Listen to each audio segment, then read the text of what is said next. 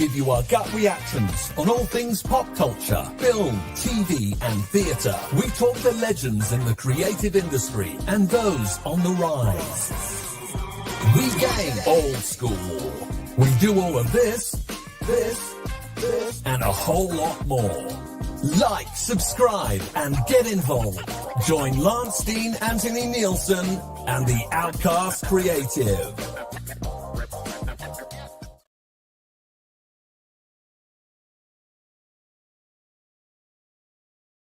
I'm muted. I'll do that again.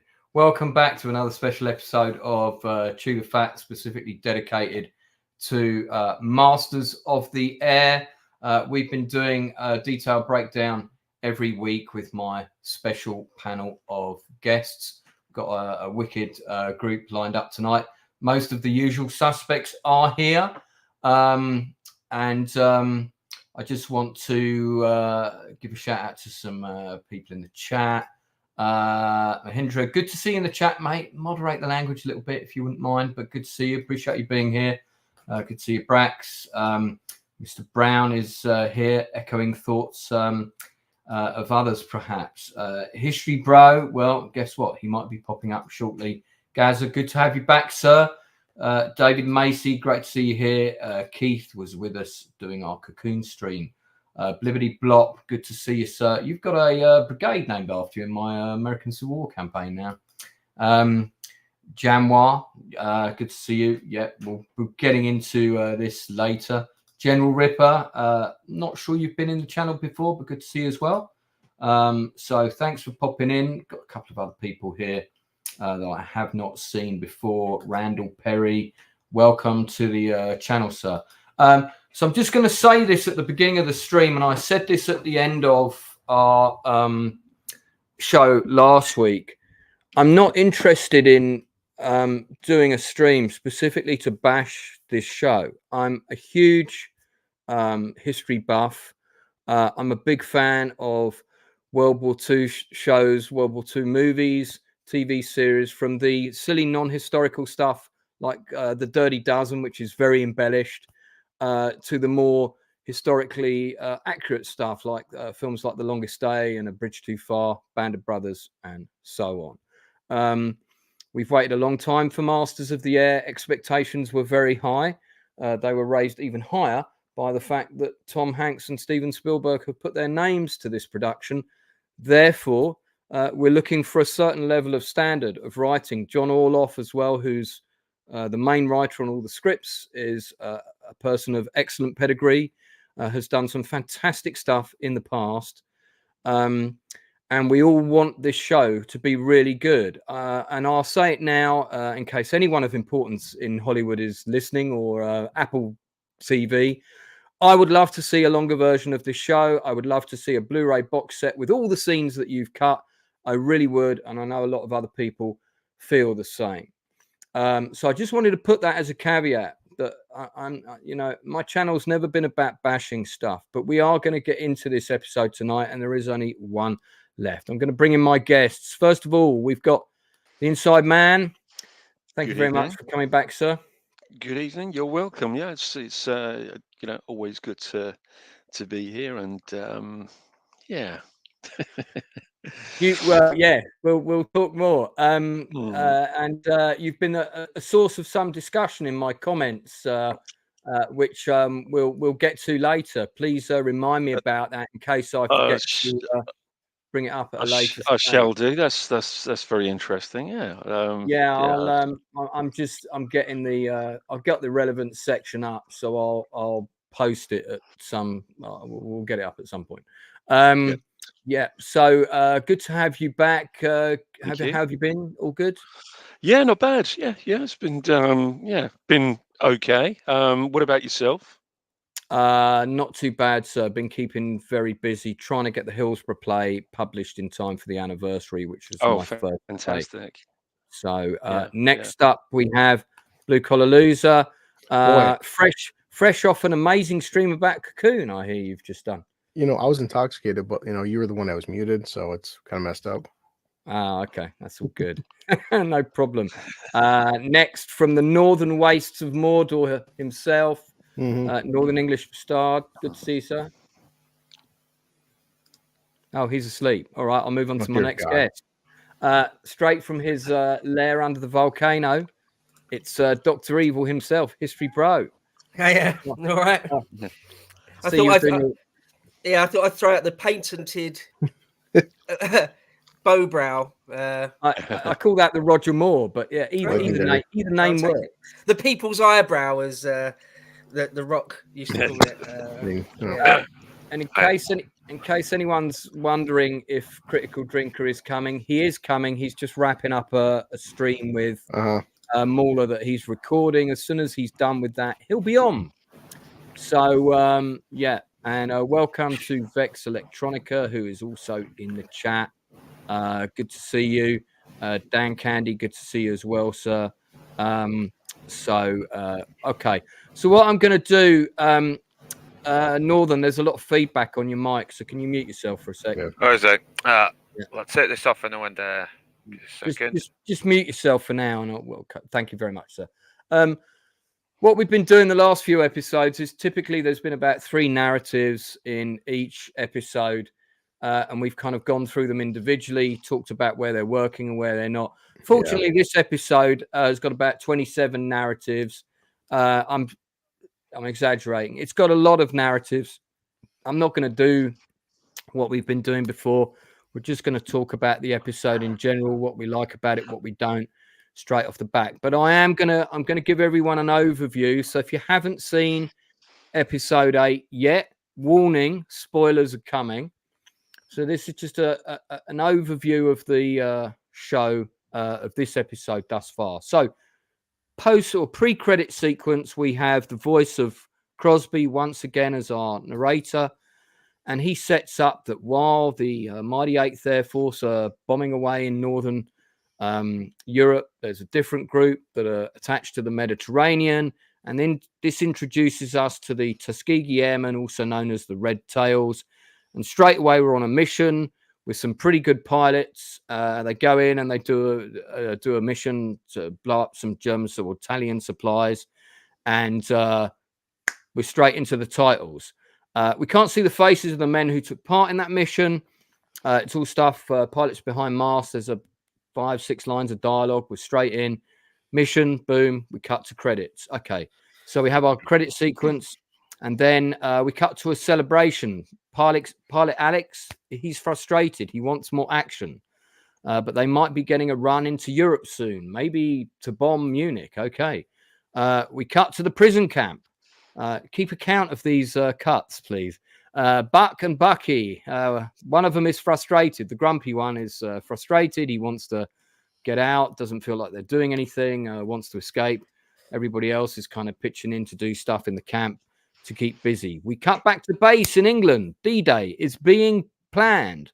We cut to Paris, where the SOE agent, Sandra, is doing her thing. And the line, papers, please, is in there. We knew that was coming. So she's doing a mission. She's getting intelligence for D-Day. Why these scenes are in this show, I've no idea. Back in England, we cut back to England. Crosby has been working way too hard. He collapses. A new CO comes in to do a briefing, and there are titles up on the screen in that briefing that says it's the 6th of June, and men, the invasion of D-Day has begun. It's the briefing for D-Day. It's the briefing for these pilots for D-Day. This briefing is in the wrong day, okay? Because the original day of the invasion was supposed to be the 5th of June, but it was postponed by 24 hours. The briefing, therefore, would have taken place on the 4th of June, not the 6th of June. Where are the historians on this show? Oh, my God, such a basic error that could have been corrected by titles. Tom Hanks and Spielberg have both made shows about D-Day. They would have known this. Surely somebody would have spotted this error. I mention that because it's a real whopper. Just as we're getting interested in all D-Day's happening, we're back at the prison camp. So we cut back to the prison camp. Bucky is being a total penai. He gets into a fight with someone. Then there's an announcement in German. Achtung, Achtung. Apparently, this brief announcement in German tells Buck that D-Day has happened. How he ascertains this through his clairvoyant nature, I'm not quite sure. I don't know what is said in German, to be fair. Someone might want to check that clip, and if someone knows in the chat, please do get back to me. Thanks for that super chat, Easy. I'll get to it in a sec. We then cut back to the Tuskegee Airmen. Bear in mind, we've only had 2 scenes with them so far. We've only seen people's faces once, and in that scene, we only had about 4 lines of dialogue. They're back from their first German bombing mission. We're into conversations with 4 characters who we've never met properly before, talking about the casualties of war. Lawrence complaining about the lack of promotion within their ranks. We meet Daniels. We know he's important because he's Doctor Who. He's about to go into a big dialogue scene, which has clearly been cut because he's only got 1 line. We then cut back to Rosie telling Crosby how amazing he is for plotting their routes and that he was asleep on D-Day and he fell asleep on D-Day. There's a quick recounting of D-Day and we see all of 5 seconds of it, probably one of the most important events in the Western theatre of war. We cut back to the POW camp. It's August, so we've leapt 2 months ahead now. But nothing really happens, and then we cut back to the Tuskegee Airmen. They're going to take part in Operation Dragoon, invasion of the south of France. It's a suicide mission due to lack of fuel, we're told. They're flying from Italy. Good job with the CGI planes for the takeoff sequence. Terrible CGI for the stuff in the air. It's done by a different company. What's happening? There's an issue with the fuel tanks. One guy can't eject them. They go in for the attack. 3 out of the 4 planes are shot down. 1 pilot is captured. 3 more hide in a barn. We cut to the POW camp. A new commandant arrives. Talk of SS taking over the camps again. We cut to a sort of montage of interrogation scenes. Different German actor. This is cut between Alexander Jefferson and Richard McCon. The German tries to play the race card to get more information out of him. And the American says, I know what my country's shortcomings are. And I know it's trying hard to be what it's supposed to be. Possibly one of the worst lines written in a script ever. There was no way this person would say that in these real circumstances to this German officer. Then the shot down African-American airmen arrive at the camp, where they're the only African-American airmen at the camp. But don't worry, all the American POWs love them. Come with us, we'll get you fixed up, says one of them. No racist comments are made whatsoever. One person sneers at somebody, that's it. That's the totality of any racist attitude in that whole episode. We cut back to Crosby. He's going on leave in a month. He calls Captain Westgate. He's going home and he wants to see her before he goes home. We cut back to the POW camp. There's discussion of an escape. And the 3 African-American POWs are talking about how they might escape. Buck and Bucky are talking about the African-American POWs. Bucky suggests he might not like Lance, them. sorry, Lance, need to interrupt. In the chat, Drinker's asking for the link, the StreamYard link. He's got it. Oh, is it? Okay. He was emailed it. He's probably drunk. He's emailed it, and it's in his Twitter, I think. Yeah, Drinker, check your stuff. Yeah, I'm pretty sure it's in his Twitter as well. So, but I'll send that again just in case it's the wrong one. Hold on. But he definitely got emailed it at the same time as you. So thanks for letting me know, mate, because I'm not keeping an eye on the chat. I'm just trying to get through this episode. Okay. You can see why I didn't want to do this in separate narratives like last time. Right. So we Buck and Bucky chatting about the prisoners. Now, for a moment here, I thought that Austin Butler's character was going to turn out to be racist, and it kind of implied it. There was a couple of little setups, if you're watching, like when he says, I don't think anything much about them and stuff like that. And I thought, wow, that's really clever. That's really interesting because you set him up as this hero, but actually his character's going to be a bit racist. I did not see that coming. Well done. That was bullshit. Didn't happen. I thought it was going to happen. Didn't happen. Everyone loves each other. It's all fantastic. So bear with me, Drinker. I'm just getting through the narrative of the episode. Buck talks to Jefferson, shows him the map. They're discussing possible escape route scenarios, montage, shots of potential escape. We cut back to Crosby in the UK. He gets a message to meet at the hotel, goes to meet Sandra. There's a letter for him, tells him to go back to Jean. and that she has a war to win. Oh, Jesus Christ. Okay, then Rosie and Crosby have a conversation. He's going to get to have 4 weeks in New York City. Go, it'll be good for you. We cut back to the prison camp. We hear some artillery, and somebody says they're close, and boom, that's the end of the episode. So the three things I pointed out that are just basic mistakes are: one, they say that the briefing takes place on the 6th of June. That's wrong. It would have been the 4th. Any briefing for D-Day at the latest would have taken place on the 4th of June. Correct. So because the men are told D-Day's happening, no one can say, oh, but that briefing took place later, because when D-Day happened, remember, it was announced on the BBC World Service everywhere. Everyone in England knew it had happened on the morning it had happened. So you can't say, oh, well, they're being told later, so they're reacting later. Nonsense. They would have already known it had taken place. So that date is incorrect. It's a really, really basic thing, but it's just so annoying. All the scenes that we see with the SOE agent and her kind of working on paintings and going behind doors add nothing whatsoever to the show. I don't understand why they're there. The scenes with the Tuskegee Airmen are great, but we don't get to know any of them properly. There's no stakes with any of them because they haven't been properly introduced. Some of them are killed off before we even actually know who they are. So I feel no emotional connection to them whatsoever because there's no emotional tissue with them anywhere in the script. They should have been introduced a lot earlier, or even better, had their own miniseries, which I would be watching and I'd be very happy to see. Yeah, I mean, you know, for me, the show has fallen apart here because I know there's only one episode left. And this episode really contained nothing that I wanted to see. Yes, there's some nice shots, there's some nice acting, but the script's a mess, and it just feels like this has got producers' hands all over it. Feels like a mess. I'm going to go to Inside Man first because you might have a bit more knowledge on this. Yeah, I mean, first of all, really, really good summary of that. That was I couldn't have done it better myself. Perfectly done. But you're right. I mean, some of the mistakes in this were absolutely unforgivable, particularly the date coming up. Absolutely unforgivable. The whole thing was a complete mess. Totally agree. It was jumping about so many times. We weren't even getting a chance to, not just to get to know the Tuskegee Airmen, but we weren't getting a chance to get a grip with each of the actual scenes that were going on. And they really were just darting all over the place.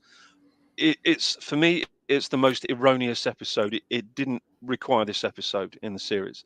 I don't know what on earth was going on with it. I'll just quickly mention something. I just wanted to address something that I mentioned last week, and I'm actually going to cite the two people who actually did say this. Gary Getzman, conversation between Gary Getzman, executive producer, and co-producer Kirk Sadusky.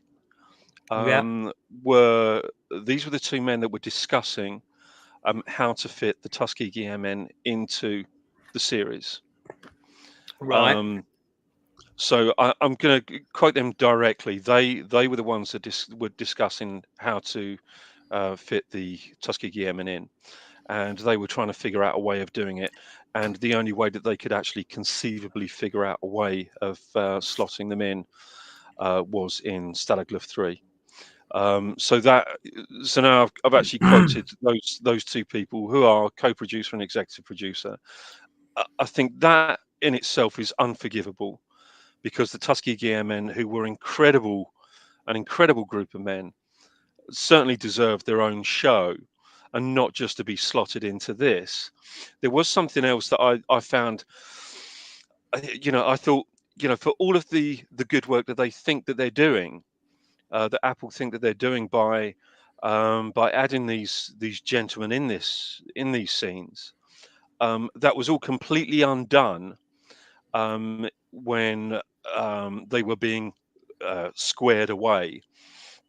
and it kind of looked a little bit like white savior, that kind of sort of white savior thing that we've seen so many times in so many different things, so many different movies, and it didn't bode well with me. As far as the SOE storyline goes, what on earth is that doing there? The whole thing with her is dreadful. Yeah.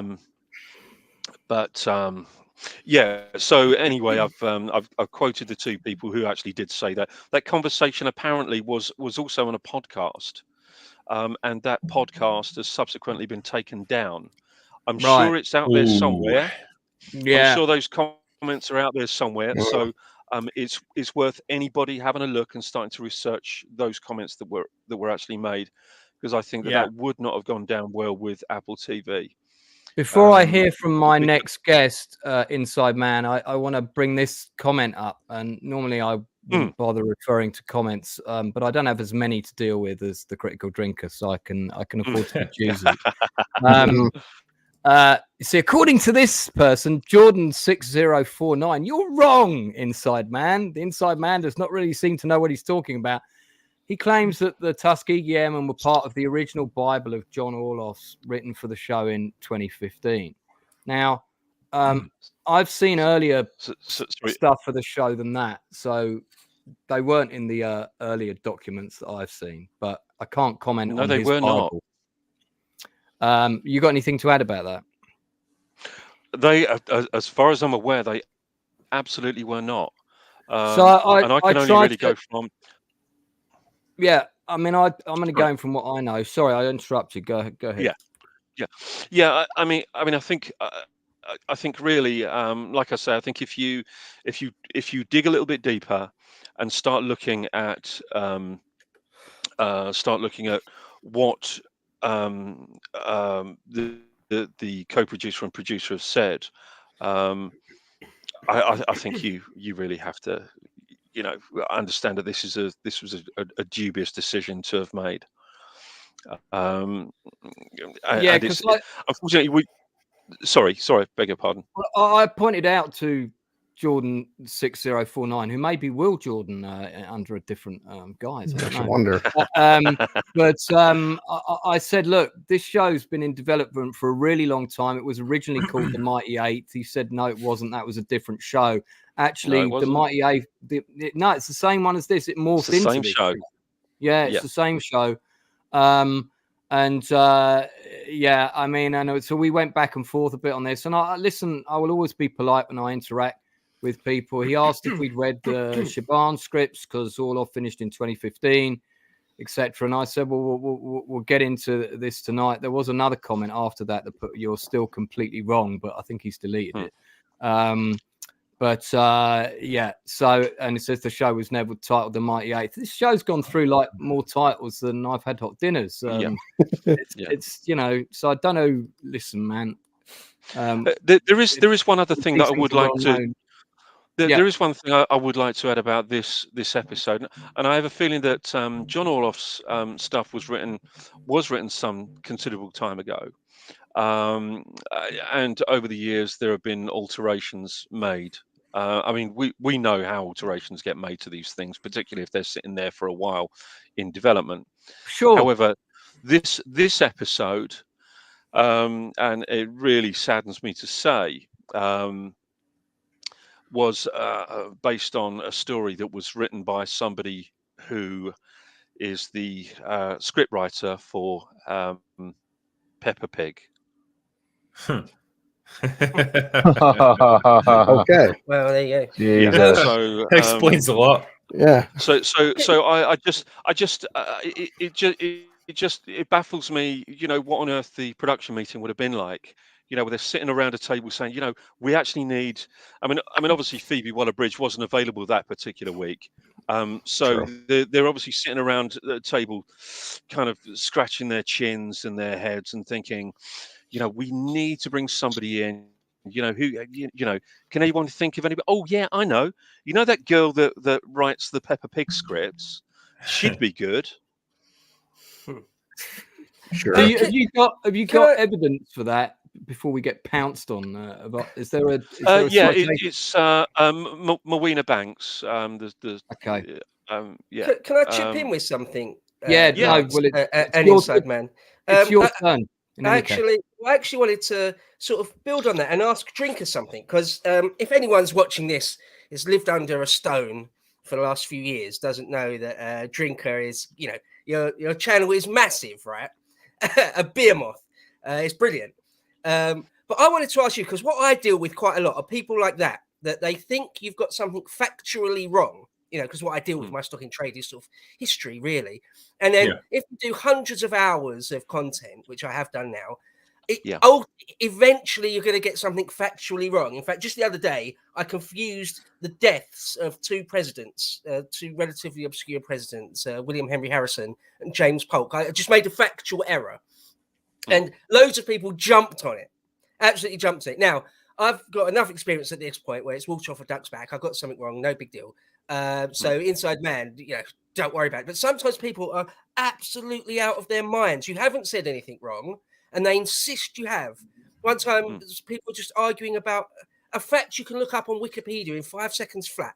Like how many countries have got nukes, or what is the altitude of Phoenix or something. You can look it up in 5 seconds flat, and they insist they're right and you're wrong, even though you're not.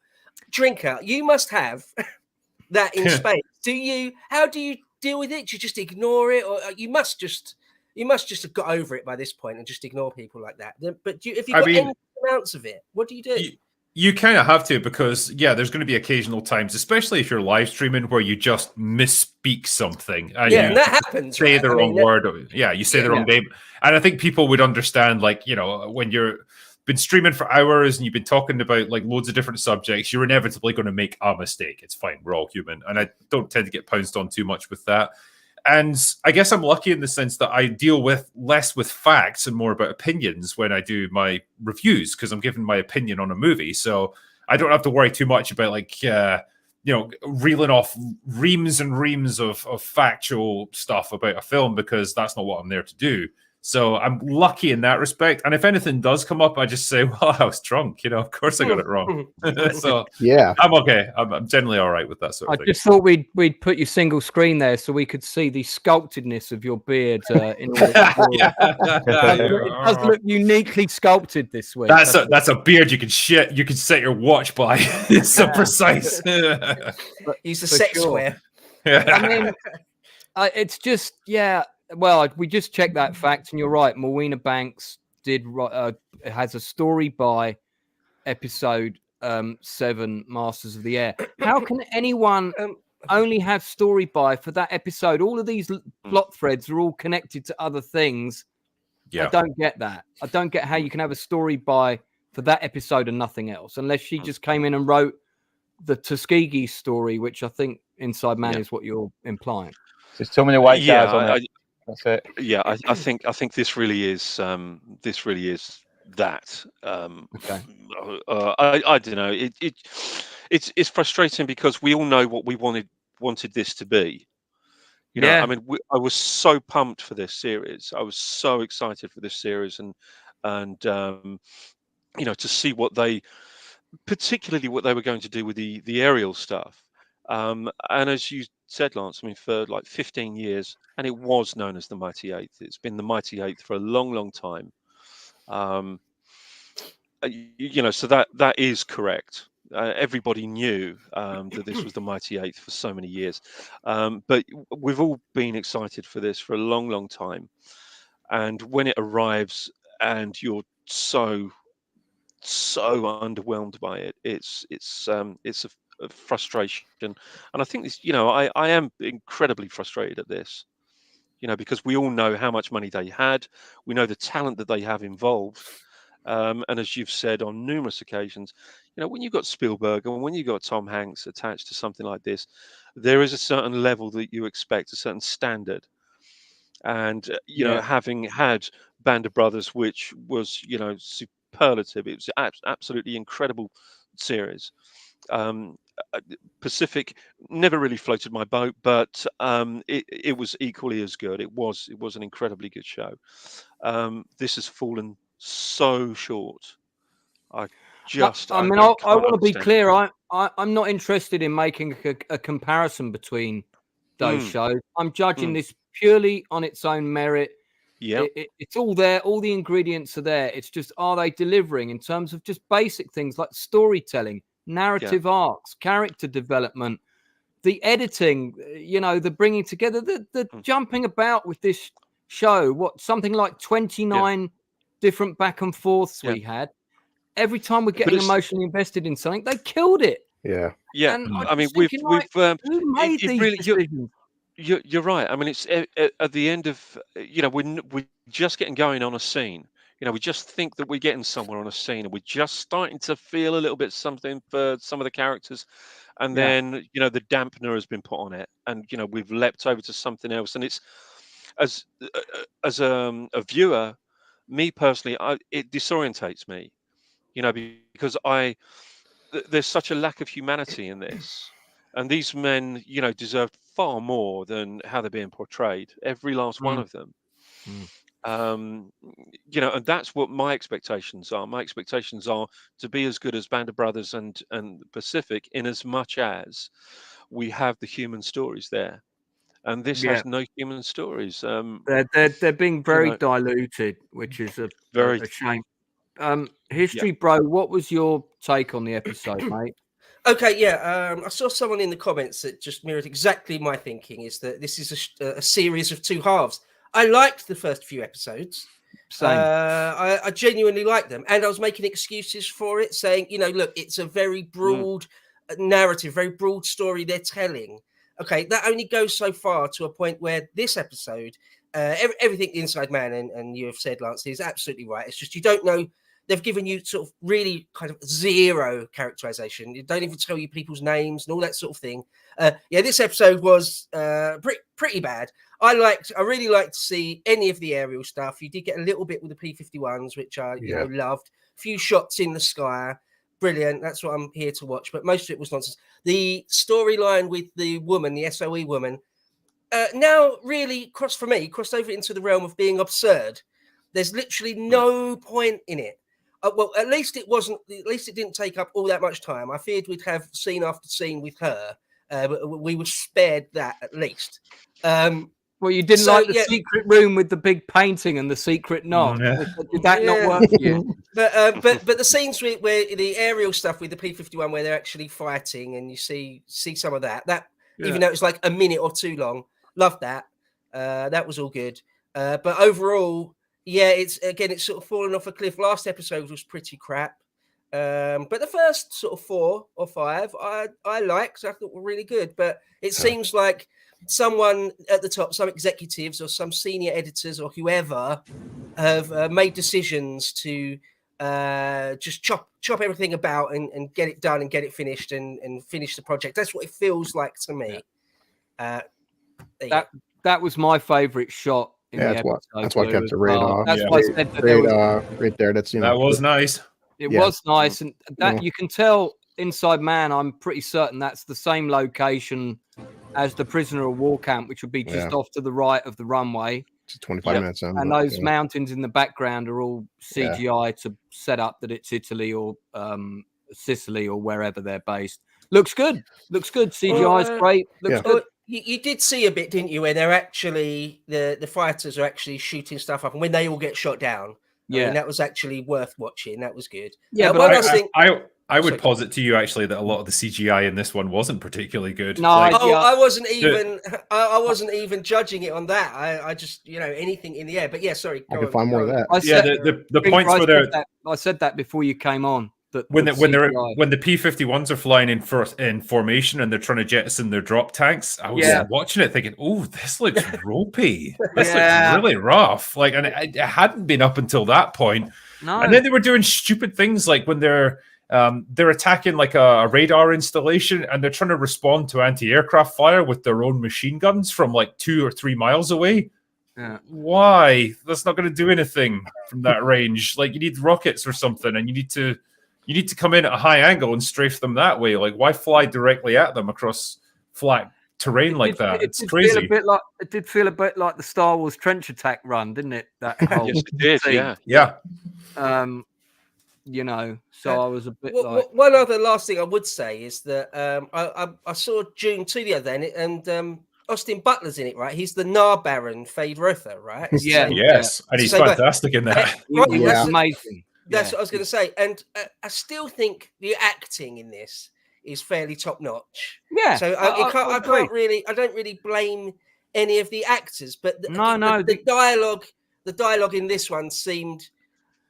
It was. I thought the dialogue here was, for the first time, the dialogue really undermined. I want to talk about it because it stuck out for me.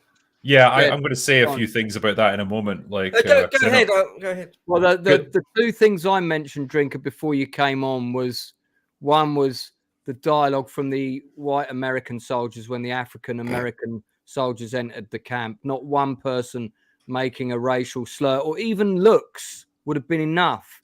There was nothing. And let me get you squared away. Wouldn't have happened like that. Maybe the senior officers come and speak to them, sure. The rest of the men would have been, a bit.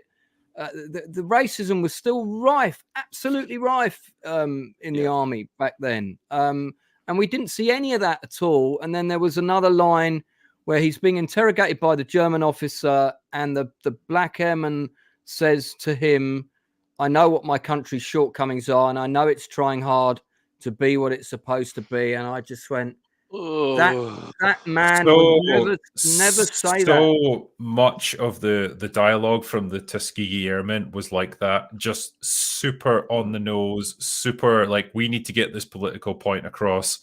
And it could have been, you could work stuff like that into conversations naturally and have it come up, but it's like, when they're sitting in the bar, like discussing like how they're performing as a unit, and they're saying things like, these guys have flown X number of missions and they should be captains and majors now, but they're only lieutenants. And straight up, like, I feel that we are being mistreated because of the color of our skin, and this is not fair, and we need to strive for something better. And it's just like really on the news, really obvious, and just saying the things that need to be said in 2024. I guess that's what they wanted to get across. It doesn't feel like in any way like how never feels natural. It doesn't feel. Yeah, it doesn't feel like how guys like that would have talked back then. I don't think they would have. It's almost as if some of this. It's almost as if some of this might have been written by somebody who wrote Peppa Pig. When you look at it. What gets me is, Will's right. Just to add to that super quickly, just to say that most of the riot, there hasn't been a fantastic amount of dialogue throughout the whole series, but most of it, with a few exceptions, has been pretty good. But this one, it really stuck out for me, and it seemed to be, again, it just feels like that someone at Apple, or maybe even higher, their bloody parent group or whoever, someone super high up has said, look, not only are we going to crowbar in, a strong female character, or crowbar in, a black airman, but we're going to crowbar in an agenda. Beyond that, we're going to crowbar in actual lines. We want you to say these lines. And that's pathetic. That's pathetically shit, basically.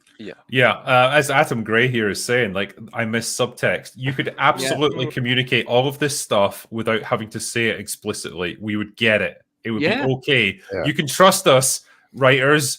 We're your audience. We're not completely stupid. We get what you're trying to say. You don't have to spell it out. But we're not Nazis. We're just people who enjoy good shows. That's it. We're just innocent men. Yeah.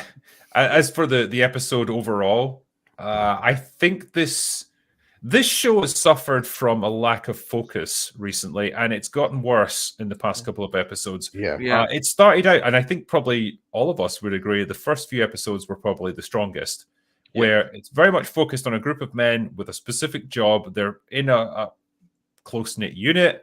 We can see the losses that they take, the different missions that they undertake, the things that happen to them. It's fine. It's like an extended Memphis Belle, and that's okay. That's what the show was sold as. The problems come in when you start to split them up and you start to spread your narrative out more and more. And it's like you're trying to encompass the entirety of World War II. Now we've got guys who have been shot down in occupied Europe. We've got The romances happening in London with a spy who's now off in occupied France. We've got the Tuskegee Airmen who are now based out of Italy. And, now we've got the guys who are in a prisoner of war camp in Germany. And there's just too much. You can't do all this stuff. And especially you can't do it right at the end of the series. It's too much to put on your audience. This is the point in your narrative where you need to be bringing everything down to a narrow point. Streamlining it in a bit, focusing on the core people we've got a bit invested in, Instead, which there's two. Instead, we're kind of like a river that splits up into loads of different channels and forms like a delta just as it gets to the sea, where it's just slow and huge and meandering, and there's no definable path to it anymore. It's just everywhere, and that's kind of where we're at now. And so we don't really get a chance to care about any of this stuff because there's too much going on. You're trying to encompass too much, and I think. The Tuskegee Airmen, I 100% agree with Lance's perspective. I would rather you just did a show that's specifically about them. Give them a 10-episode season or something, because you could do that. Or make this show 14 episodes and bring them in a lot earlier, and let's see one episode early on all about them, and then we'll pick them up later. And I would rather it was just about this specific bomber group, because that allows us to focus our narrative on something specific and see the journey they go through. That's why Band of Brothers worked so well. It's one company of soldiers that go together across Europe in their training, their missions, all the way to Germany. Great. We follow the journey they go on. Someone told me that on Twitter when I was making my opinion on how bad the quality of Masters of Air has gone, because they said in Band of Brothers, you really got in there with these lads. You really went through all the shit that they went through. We are barely seeing that with Masters of Air, because we've got so many characters coming in. We barely get to know them. Some are gone. Now we've got some new ones in, and it's just going to be the same thing. I mean, what's the point? And it feels like we're going into the realms of fantasy schlock, with the SOE woman who's now on missions undercover in France. Why? What's that got to do with anything? That's not what the story is meant to be about. Yeah, if you really want to do something stupid like that, fine. There's plenty of real life stories you can draw on, and you can get a nice espionage World War II thriller. Great, you can have a lot of fun with that. Don't try and put it into a show about World War II bomber pilots, though. It's got nothing to do with it. Norman, would you be so kind as to read this super chat out for me? Because I promised it would be done by someone with an entertaining accent. Okay. For me, this series has felt like a game of two halves. A lot of decent stuff, but too much non-essential last few eps. Would have liked to haul up the Tuskegee pilots to better understand their role. Thanks, mate. Sorry, Drinker, round off your points, sir. Yeah, sorry, I know I'm meandering here. Once I start writing, I can't stop. The only other thing I was going to say, I was just really pissed off about the whole D-Day thing. That was featured prominently in the trailer. The bombers flying over Omaha Beach and the big spectacular scenes, and we don't see any of it. It's just oh yeah, this guy slept through it, and then it's 3 days later and it happened and it was successful. Yay! I know that, the bombers didn't take a massive role. They did do bombing behind the beaches. Most of them were off target. Generally, it was reasonably insignificant, other than giving people a bit of cover with craters and things. But they were mainly ineffective. So I get why we didn't have sort of half an episode about, say, that. But I would have liked 10 minutes of it's all happening, guys. The plane's taking off. We can just see them going up. We hear information coming back to the command center about what's happening with D-Day. Is it successful? That could have been a really nail-biting episode that could have almost been told all from the point of view of people at the base. Yeah. Because the episode, because it starts quite promisingly with all the frantic preparations, the guy going 72 hours without sleeping and stuff. Can you imagine the pressure on these men must have been astronomical, unfathomable. And you get to see some of that, and I thought, cool, this is building up to some really spectacular set pieces. There's a real sense of pace, tension, drama, awesome. And then he just passes out and it's all done. Yeah. And then we're following the Tuskegee Airmen, then we're following the SOE women, then we're following the prisoners of war. It's just it focuses on all the wrong things. It's almost like that they're actually doing this. This has been cut in order to suit very much a TikTok audience. That's exactly what I thought when I was watching it. Like, oh, we can't have any scenes longer than 2 minutes. Like the Yeah. kids will turn off, you know. There's one thing if I can add on the D-Day thing. You can add 5. You obviously you got sort of quite a wide shot where you saw some of the beaches and all the craft, like the ocean full of craft. Really, obviously, I love that shot. The fact that it's a shot or two, it's not good enough. It's not really okay. I said in the last episode about the fact that they just mentioned the British escape in Germany. You know that whole thing that they skated over it to such an extent that it felt like an actual insult. And now for me, the D-Day thing was something approaching that as a history nerd, and that it was featured in the trailer and all that sort of thing. It's like, okay, no, this is sort of, for me anyway, it's sort of crossed the line into you're sort of trolling the audience almost. You're actually like taking the piss a bit with that's all you've done with it. To me, I mean, I hope I'm not sort of overdoing it, but why would you? It's not. Apple's got a lot of money, right? If it's a big project like with Tom Hanks and Steven Spielberg involved, hopefully they're not penny pinching. It's not a question of money. So you've just made a conscious decision to skate over it basically as much as you possibly could. That's my take on it. That's my view. So why are you doing that? No, that's pissed me off a bit. So yeah. Anyway, by the way, Foxhound, I can't read out your super chat because it's got the N word in it, mate. So sorry about that. And by that I mean the word artsy. Because apparently you can't put that word in super chats. Sorry, Northern. Go on. Yes, the thing with this episode, when you see something get cut out, you can't help but compare it to Garth Marenghi's Dark Place, where they lose a lot of scene because they don't have a budget, so they have the characters just explain what happened. It's almost it's comical. It's really comical. Yeah, you're right. It does feel like that. You're right. Absolutely right. Yeah. Really well observed, actually. Inside Man, do you know if there was any more of that sort of around the D-Day stuff in any of the original scripts or later scripts that you saw? I know that the camp was extensive. There was because that camp was there for a long time, and there was far more of the camp than we've actually seen.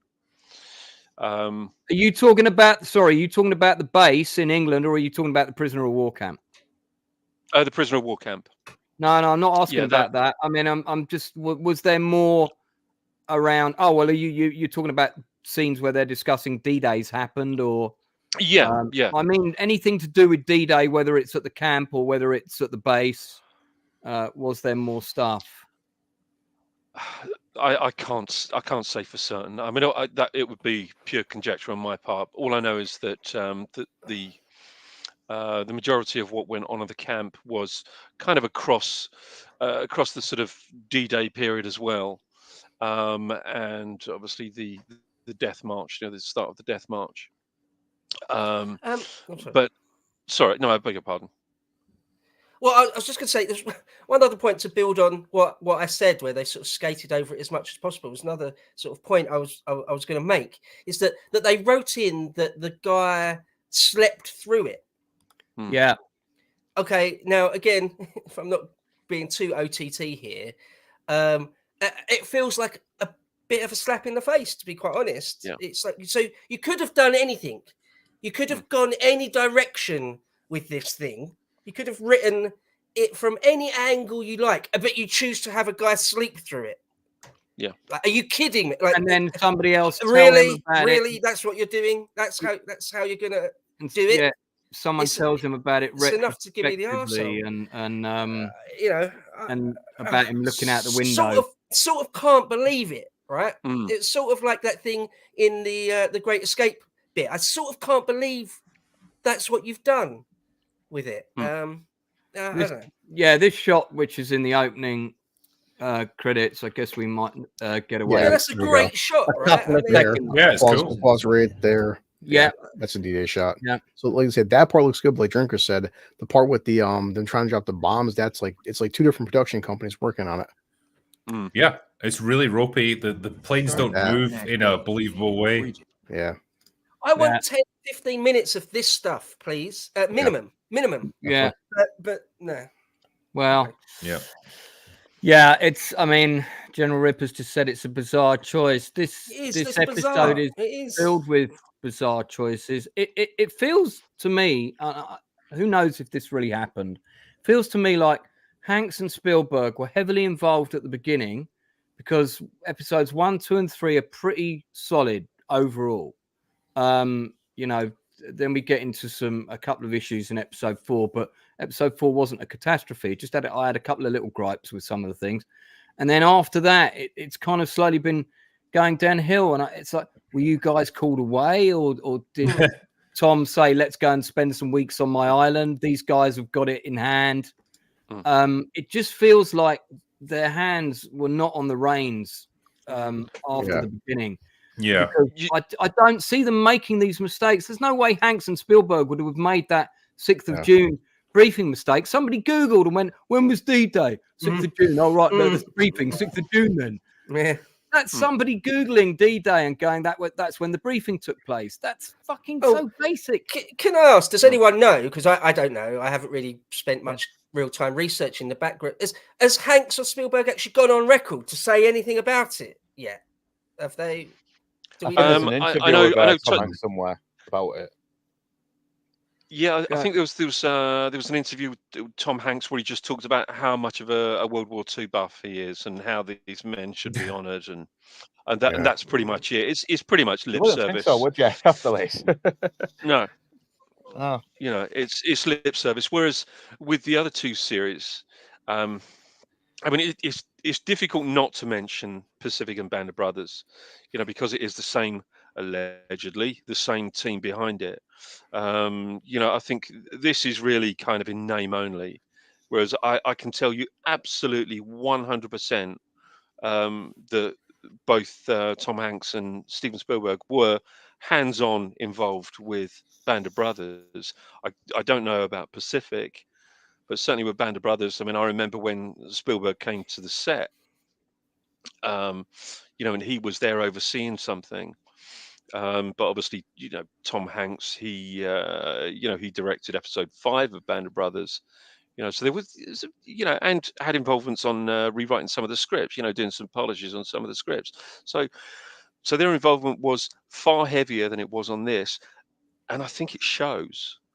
I would personally be embarrassed to, you know, after having a track record of producing Band of Brothers and Pacific, to have this, you know, on my resume, you know, and call it part of that trilogy. This really should have been HBO rather than Apple. I don't think Apple really sort of have the sort of sensitivity to carry something like this. It's funny, like, having covered this with you guys over a period of weeks, you know, to go from like the early episodes of like 3, 4, where we were singing their praises, and then starting to say like, well, you know, there's a few things here that felt a bit weird and out of place, but, you know, still like it, to now just being like, oh man, this show's just falling off a cliff. I mean, like, at this point, do you think there's any realistic chance that, you know, the final episode might pull it back a little bit? We'll just push through it. God, it needs to be a 2 or 3 hour episode, doesn't it? Well, I got my fingers crossed, but I don't see it happening. I really don't see it happening. I mean, this gentleman or lady could be either summed it up pretty well. Can't wait for the last episode where every character is wrapped up in a couple of minutes. It's going to be that, isn't it? In fast forward. I mean, I think that's what we're going to get. And another thing that kind of annoys me is, okay, so Buck and Bucky, I mean, honestly, just change one of the names, because that just isn't working as either a gag or indeed anything. Yeah. But they are basically, they're very similar to Winters, methodical, thoughtful, quite reserved, and remind me of the name of the guy that was under him, who was Nixon. Nixon. Thank you. Lieutenant Nixon, who was drinking a lot, quite loud, quite brash. Again, like their real life counterparts. They've taken exactly the same two archetypes, which of itself isn't the end of the world, but they've given, we're on episode 8 now. There's one left. And whichever one it is, the one who gets drunk all the time and is always whinging. Very well acted by a British actor doing a fantastic American Callum accent. Turner. Callum Turner, not Austin Butler, Callum Turner. They've given his character almost no arc at all. He's sort of started off as a kind of brash, kind of loud guy who now is clearly suffering from PTSD and is now a brash, drunk guy. And I guess he's going to have a redemption scene at the end, or even worse, it'll be a narrative. And they said, well, after the war, he went through some hard times, but now he's great. Or, one of the things that somebody said last week, I believe, is that something that was very, very telling is that whilst they were watching the episode, it might have been BluCollarLoser, I can't remember, but somebody said they just started doing other things instead of concentrating on the show. I had this with this episode. I just started checking Twitter and stuff. I was still listening to it, sort of half watching it. No, that is extremely telling. Now, at the end of Band of Brothers, there's that scene where they're playing baseball or softball or something. Yeah. And there's a voiceover and it tells you what each guy sort of went on to do after the war. Yeah, sure. In that scene, the first time I watched it, or every time I watch it really, I'm sort of glued. I want to know what happens to I really want to know. If they do that in this one, I'm not gonna care. Like, they tell you what happens to Bucky or Buck after the war. I'm like, which of these generic interchangeable guys is going to survive? Yeah.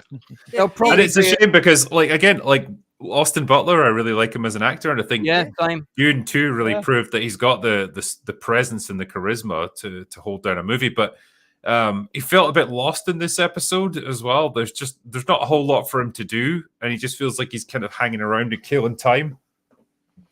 Also, I had to wonder for Dune 2. It seemed like he buffed up for Dune 2 compared to this. He seems a lot thinner in this. Yeah, and I don't know if that's a couple of years back, though. I think this was before the pandemic.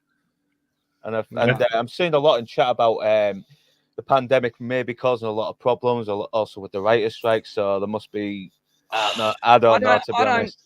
Because this was written years ago, wasn't it? This is been a long time coming. According to that excellent source that we had on our chat, I'm not convinced that wasn't you in disguise, Drinker, in another account. But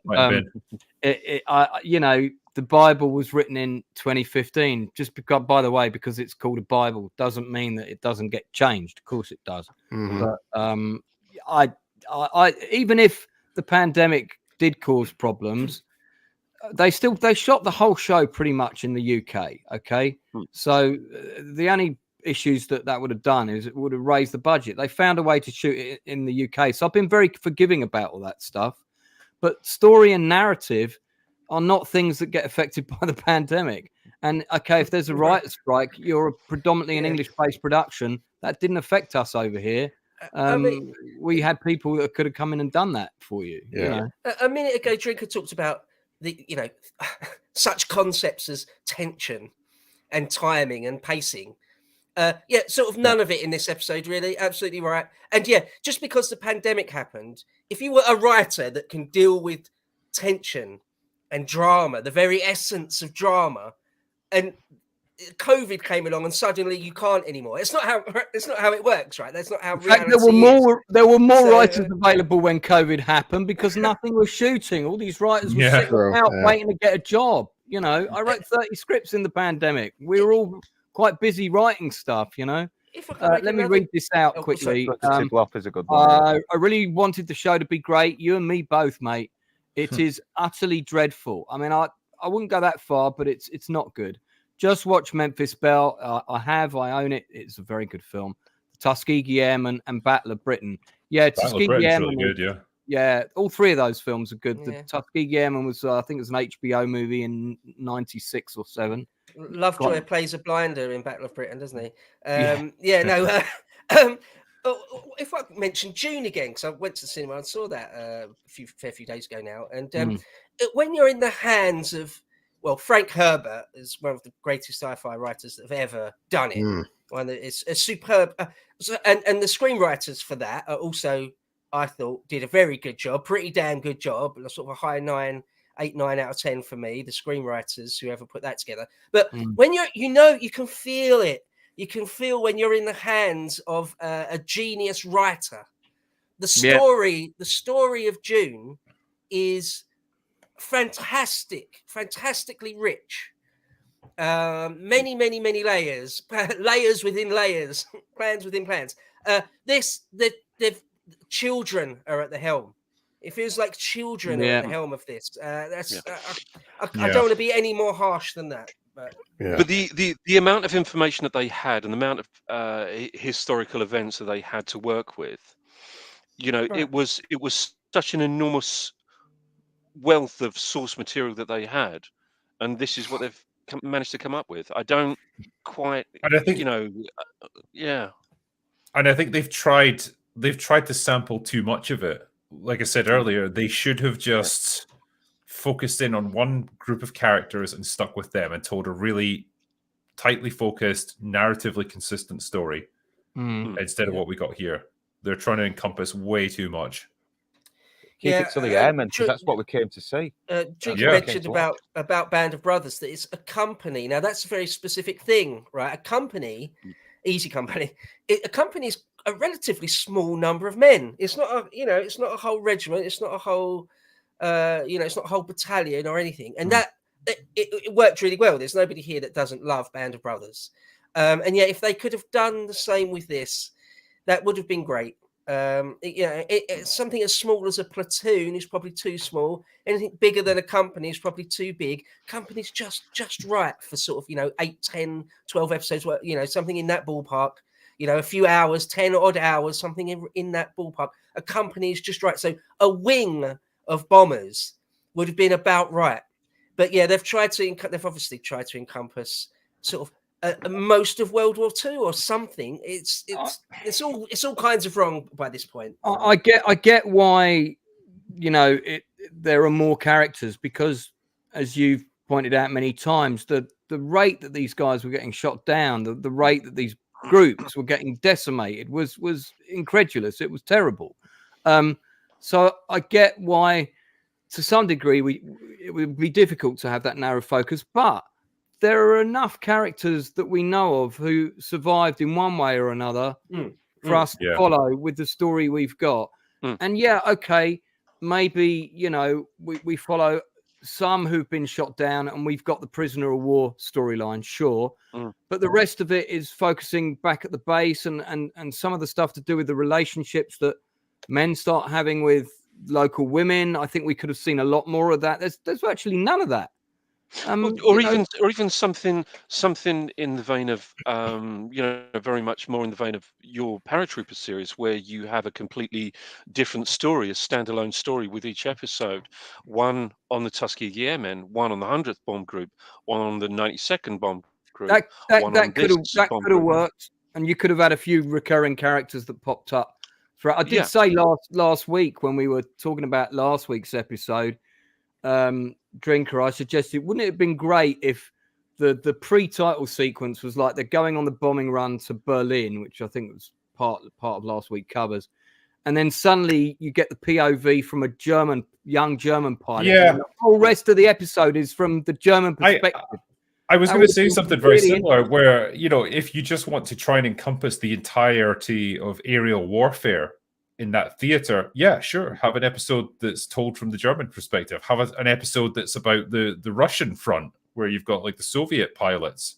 Yeah, there's all kinds of things you could do there, but like they've gone for this awkward halfway house where they're trying to keep this central narrative around the bomb group, but then they're branching off into all these other different directions as well, and so they don't really commit to either strategy. I kind of agree, because we could have had like the Dam Busters on here as well. I mean, that was a really important mission. I mean, the Bouncing Bob, genius. Yeah, we can't show the British achieving anything. I'm sorry. That's those stubby condescending twats. Oh no. And the name of the dog would certainly have to be changed. I mean, it's interesting that you brought that up, because people have been, and I'd get like, where's the Pegasus Bridge film? And I'd be like, well, it's taking as long as the Dam Busters movie by Peter Jackson. And he was producing that film, and even he, with his caliber and his track record, couldn't get the money for that. They had it and they lost it like 3 times. And they've got full size. They've got, I think, 6 of them inside man. You probably know this story. They're all ready to go. They've built the full size Yeah. bombers in New Zealand. They're all Yeah. sitting there. Jackson's got them in a warehouse. God knows how much that's costing to rent. Probably on his own land. It's probably in his personal collection. Come and see my planes. But it's been over a decade as well. I mean, last I heard of it, it was over a decade, and they were going to change. Yeah, he had the them. name to Digger. They were built around like 2011, 2012, a long time ago. Wow. So is that project currently dead then at the moment? It's gone into turnaround a lot 3 times. I think it was going to. Yeah, which is like one step away from death, basically. Yeah, they're never going to make that money back if that ever did get made. Then I just think they don't want to make it because it's an all British operation. There wouldn't be any American characters except for maybe some observers to do with the design of the bomb who might have visited. I'm sure there probably were a couple from the American Air Force. There were some Kiwis there. There were some Kiwis though on the pilot. Couple of pilots, yeah. But yeah, I don't know. Yeah, I mean, it's difficult to know. Easy has said the Russians had a female-based group of pilots, which only came out relatively recently. That's true, and I believe there's a movie about that.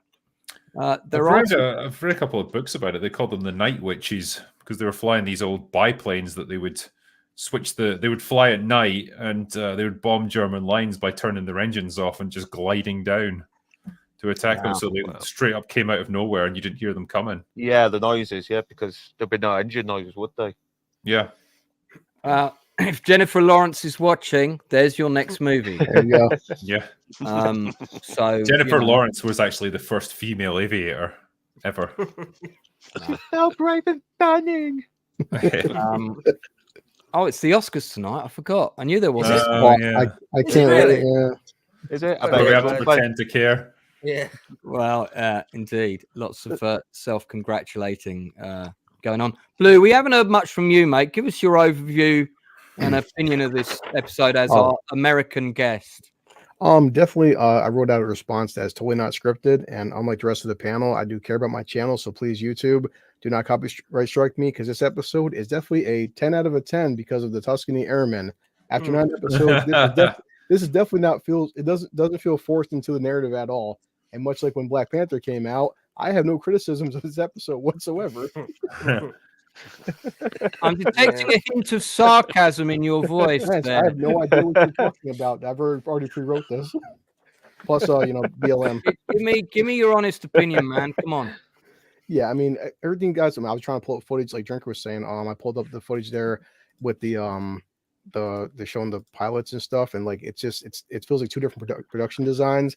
And like you said, Lance, it's amazing where this is the 40s, and like let's not pretend that like things were in America all peachy and like hunky and dory. I talked to my grandparents. My grandmother went to a school where it actually said water fountains. Water fountains would say one water fountain was whites only and coloreds only. This was a very different time in America.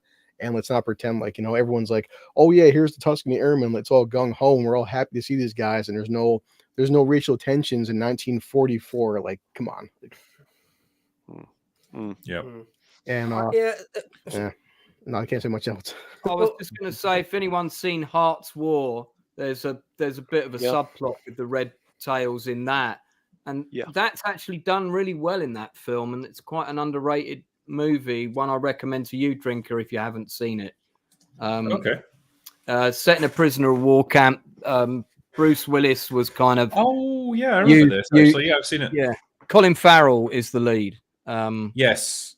Yeah. He's like engineering an escape attempt, I think. Yeah, that's right. Not a bad film. It's not a brilliant film, but it's I'll give it 7 out of 10. It's a pretty decent movie. Yeah, it's pretty serviceable. But the racism in that is realistic. There's a couple of guys there who want to kill the African American airmen when they come to the camp. And they're outright racist. Heart's War is the name of the movie. Thank you, Melvin. And come on, Farrell's a good actor. Come on. I actually thought it was quite shameful and insulting to an African American audience to pretend that there was no racism. And somebody commented on this and said to me, if there was, I'd like to see the proof and the source that it actually happened within the camp. And my reply to that was, I'd actually like to see the proof and the source that it didn't happen, because we know it happened. We know it happened all the time in the army, in all the branches. Yeah. You know, it didn't just stop because we all went to war. Look at what happened with the French, you know, the French African colonies unit. If you've seen the film Days of Glory, which Drinker, I remember when we were down a pub, this was one of the films I recommended you. I think it's number 417 on your list. Yeah. And that film is about the African American French soldiers, or I guess you call them French. What do you call them? They came from Algeria. Algeria, that's right, Algeria. Thank you. And it's an absolutely superb film, and they took part in some of the most brutal battles in the Western Front in 43 and 44, and they were not allowed by the Allied forces to take part in the victory parade in Paris, because they didn't want there to be black soldiers walking down you know, the Champs-Élysées. Yeah, so they were excluded from that. Not only that, but like things when you know how it is, soldiers coming through, liberating cities, meet women, promise to see them again, and we know that thousands of soldiers ended up meeting their wives that way. People from America, especially Canada, and so on. This particular unit, they had all white officers from lieutenants and up, and the sorting office that dealt with their mail, if they found any mail where they were writing to French white women that they had met as they had been liberating those towns, that mail would be thrown in the bin and be destroyed. They didn't want these men to have relationships with people in the country that they had just liberated. That film is absolutely fantastic, and it actually had an actual real effect. One of those rare times where a movie actually did something, because what happened was when those countries became independent of France, France cut off all the pensions of all the surviving soldiers, and basically that had resettled in France, and left them financially destitute. These were old men in their 70s and 80s, and they said, well, you're no longer part of France, you're a citizen of Algeria, so we're no longer going to pay you the money, even though you sacrificed your life to liberate our country. And that was all discussed in the French Parliament, and all of the pensions were reinstated to the few dozen men who were still left alive. Yeah. So you might be able to answer this one, actually. What was the German attitude towards black American airmen or black prisoners? Not good. Pretty much what you'd expect. Yeah. Yeah. You know, it's one thing I have to just kind of almost play devil's advocate. From a villain, from an evil guy standpoint, would a German intelligence person be taunting a black guy from America? Because the dialogue, it was almost like he was like saying, like he was kind of like rubbing it in more, like your country has done some pretty sketchy thing to people. And I mean, I guess it's his job to try and get information out of these guys any way he can. And like his strategy in this case was pretty much, why are you loyal to America? Because they've done nothing good for your people. So maybe we can help each other out here, Yeah, live in Germany, you'll be fine. I mean, for me, like the only defense was, at least the guy did say, though, he's like, okay, well, show me, even in 1944, show me a country that's better than ours. I mean, we do have mistakes, but still, even in 2024, it's like America's got problems, no doubt, but like it's still considered by other nations such a great place. And I mean, at least he wasn't like totally shitting on America, which I was expecting. I was expecting that too. I really was. Can I make a couple of points? One is just on the National Socialist worldview is obviously a racialized one. So to them, sub-Saharan Africans are sort of barely human, really. There's some Untermenschen, isn't it? Right. Yeah. There's some newsreels from during the war, Nazi propaganda, of course, showing that the French are using sort of Senegalese or Algerian soldiers, and the angle is, can you believe this? Can you believe the French using these sort of subhuman creatures to fight their war for them? So that was the National Socialist angle. But one thing I'd say, I mean, I was probably going to be deeply unpopular and get myself cancelled and never invited back. Yep. But this angle that they went with, the Tuskegee Airmen, and that film you mentioned about the French Algerians and stuff. I mean, Days of Glory. Days of Glory. I'm honestly a bit sick of just the lashings of white guilt, to be quite honest. That you have to touch the cap to these guys. Everyone suffered. World War II was a horrific thing across the board, and we're going to pick out one peoples to particularly feel sad about. No. Everyone suffered. The Romanians were absolutely devastated by World War II. People in Burma, if you look at the amount of casualties by the Burmese, we're not supposed to feel particularly sad for the Burmese. We're supposed to worry about the Algerians, are we? It's like, no, come on. If you're being honest, the whole world suffered, and to pick out individual people to be particularly worried about decades and decades after the fact, it's cherry picking. It's cherry picking from history, and I don't particularly like it. Anyway. Yeah. That's all I'll say on it. No, Bo, you're not wrong. We deal with this constantly, that, in a country now in 2024 of 500-600 million people, for some reason modern Hollywood seems to think that apparently this country only has two groups of people. It's amazing. There's only it's half the country is white, half the country is black. No one else exists apparently in America. Oh yeah, there were no Italian airmen there, were there? The Free French. We won't say anything about the Free French. Canadians. Yeah. Just to elaborate on this point a bit further, and sharing this from the archive of the Holocaust Museum. This is a leaflet that Germans dropped to what they would have called coloured soldiers of the US forces. I'm quoting the leaflet, and that's not my quote. It's been used in our country too.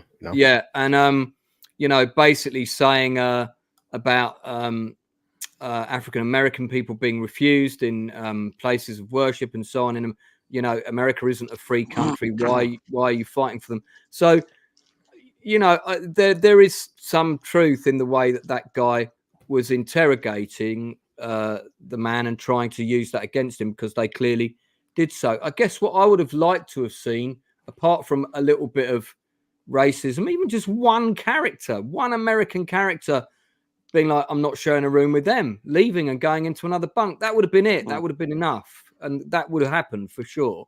I would have liked to have seen a German. We never saw the German soldiers actually talking to any of the guys when they just parachuted down and shot their own men.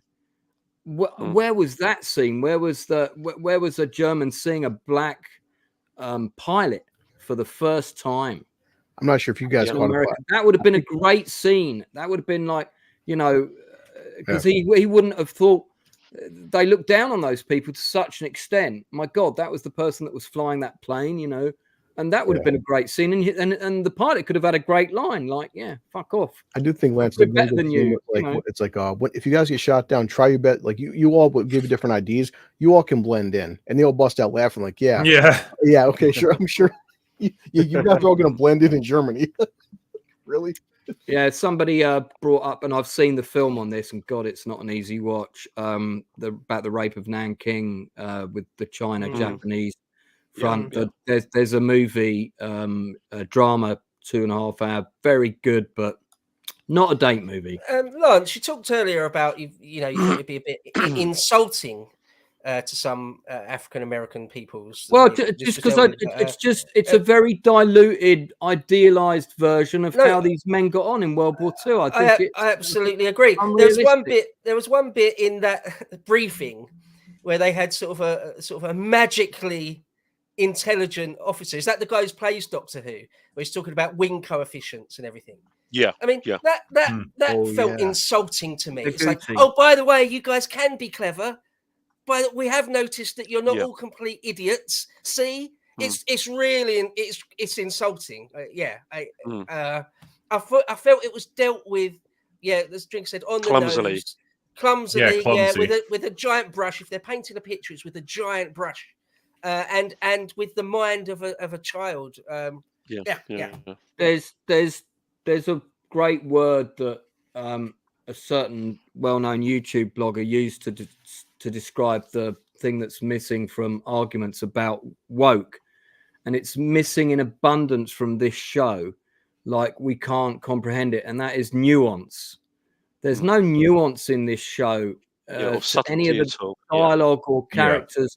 I guess because they're worried about running time or whatever. And maybe there was, because maybe these scenes were longer. It feels like a lot of, you can tell that Naguti's part has been cut to ribbons. He's about to sit down to a card game. He's got half a line. It doesn't even get out the whole line, I don't think. And boom, we're on to the next scene. The rest of his scene has gone. This, I don't know, man. Talking of stuff that's gone, Drinker was actually talking about, how it would have been interesting to see some things from, and yourself as well, Lance, mentioned about seeing things from a German perspective. Well, there was some stuff that was shot from a German perspective, and that was a farmhouse. There was a crash plane, one of the planes, B-17s, come down by a farmhouse. Right. And there was a family of, I think, 2 young German boys, and there was a young German boy that kind of, and he was kind of like an observer, and he's watching this plane come down, and it was Frank Murphy. Plane comes down, bursts into flames.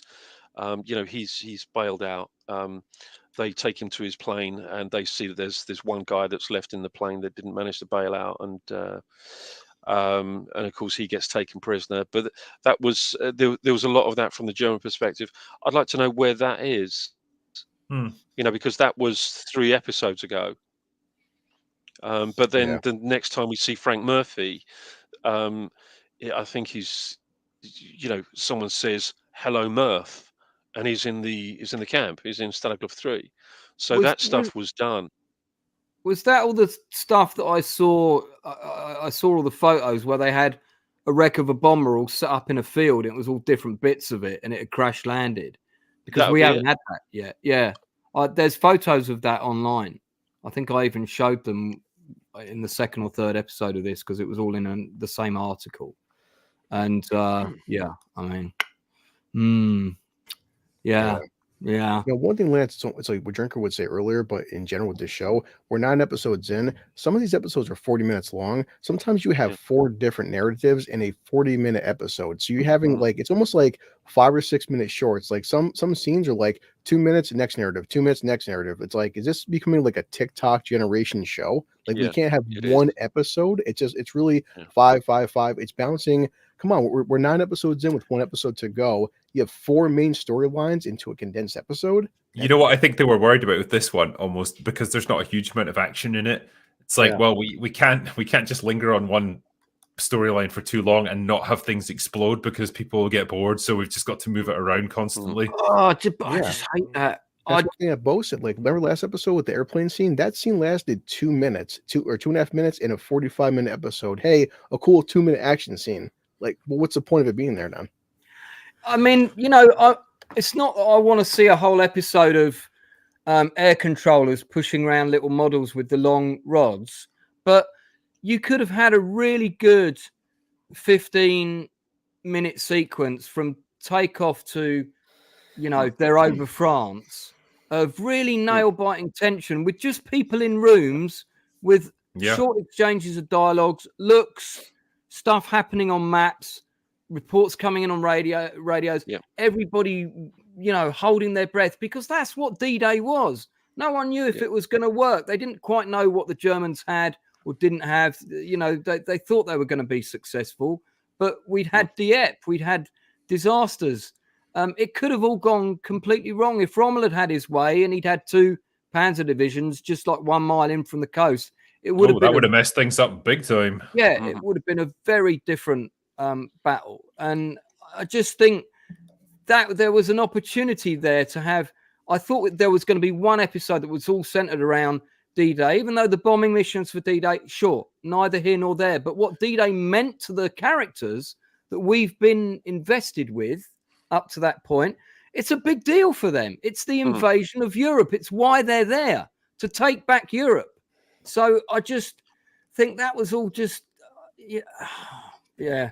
I think the word opportunity. Yeah, there you go. Yeah. really is it. You know, it's you had the opportunity, and you've just wasted it.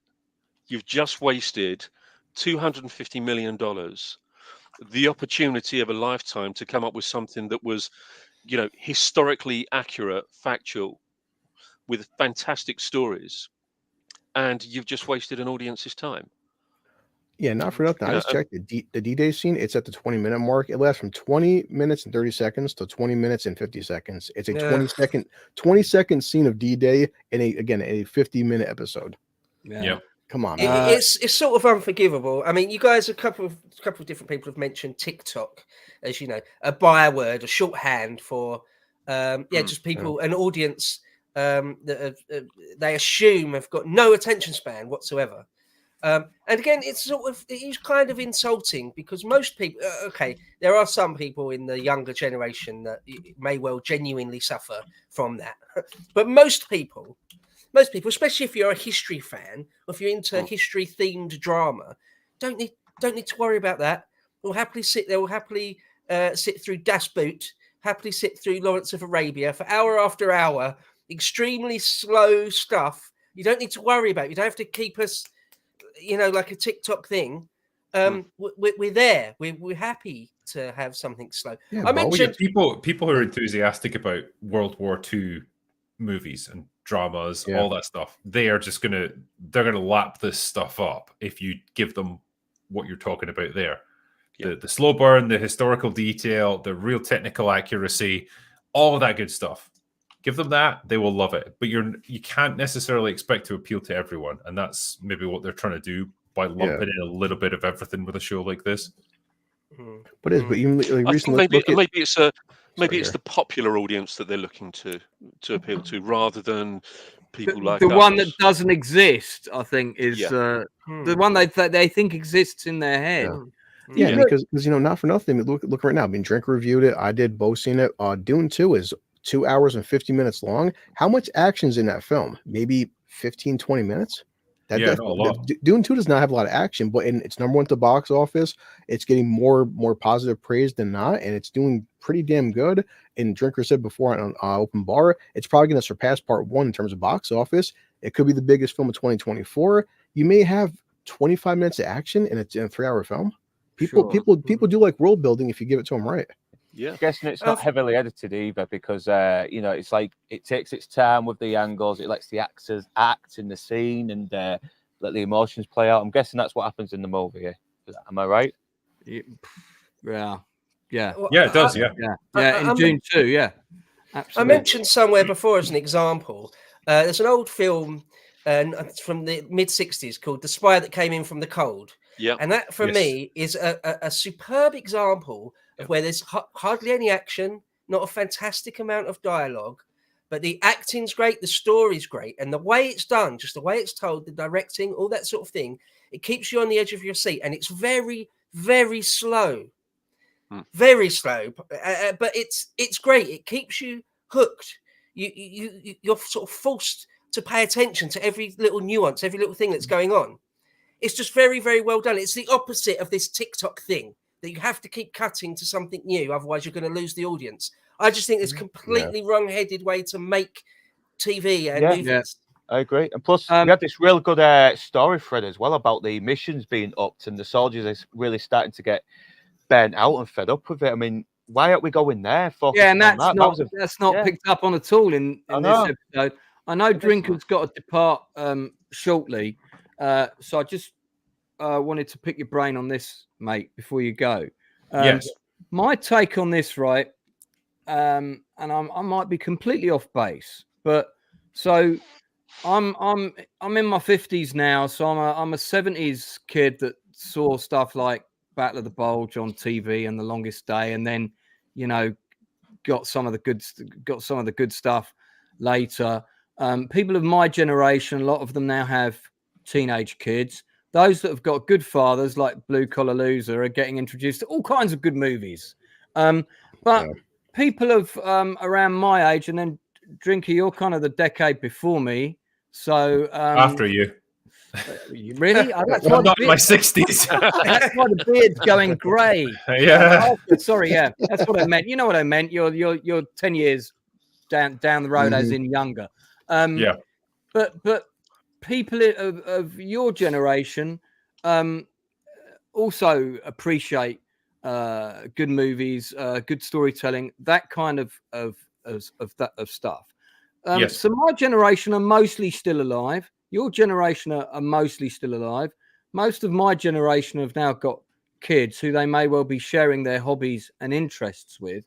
Yeah. Surely this means that the big demographic of kids who were going to the cinema in the late 70s all the way through the 80s and into the 90s, who are parents now, are key audience for good storytelling.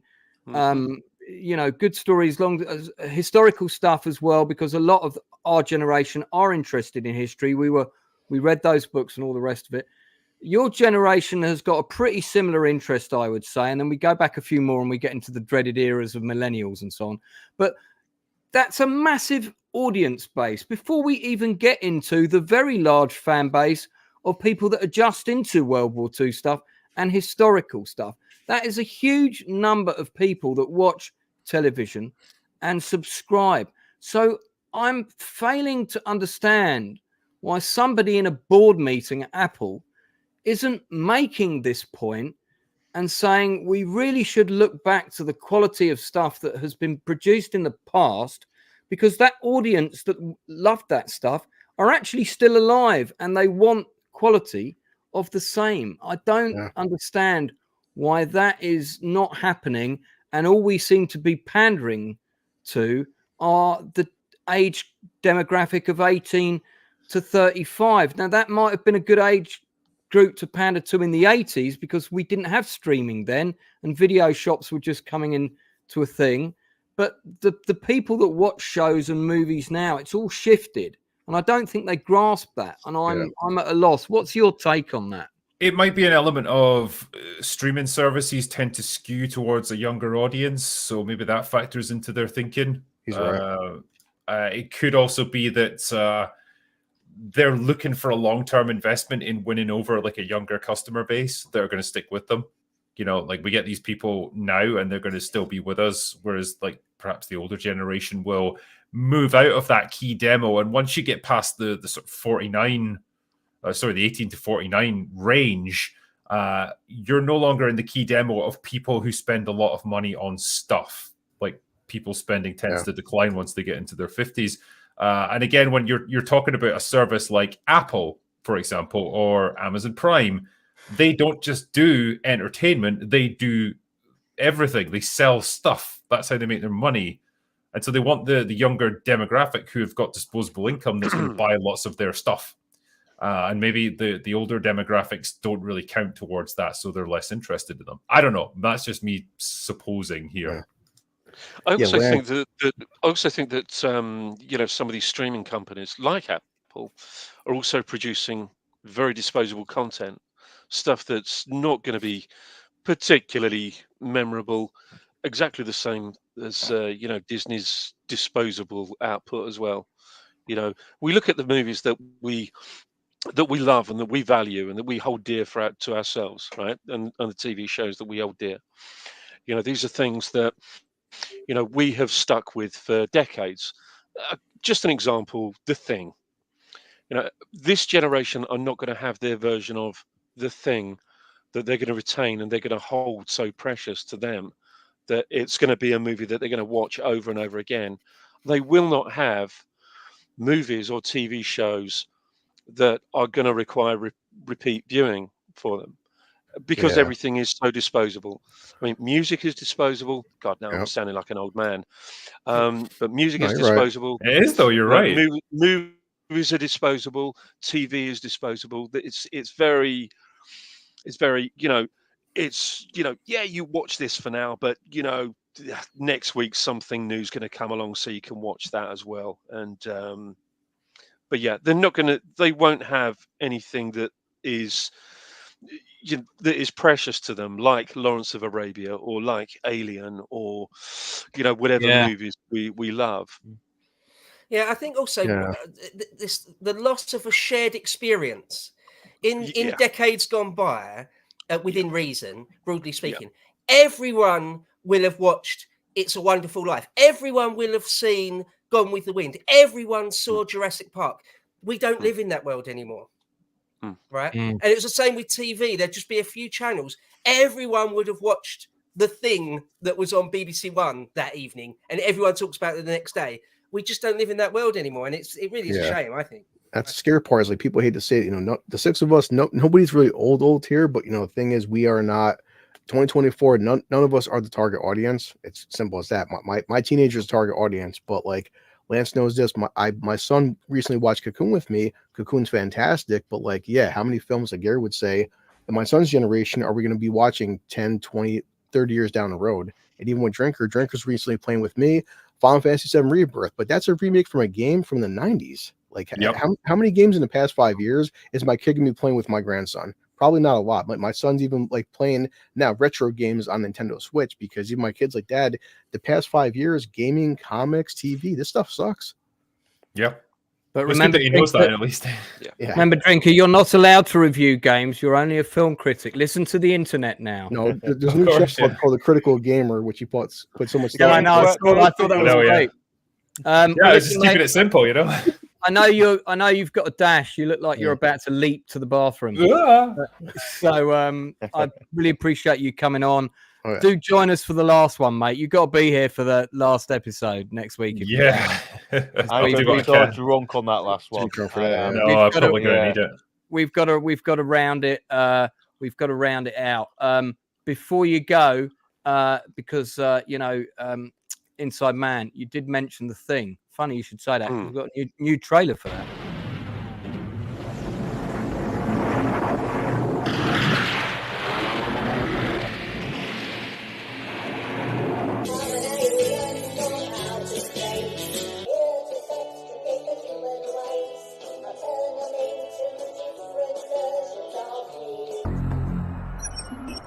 Base, this is Station 31. Do you copy?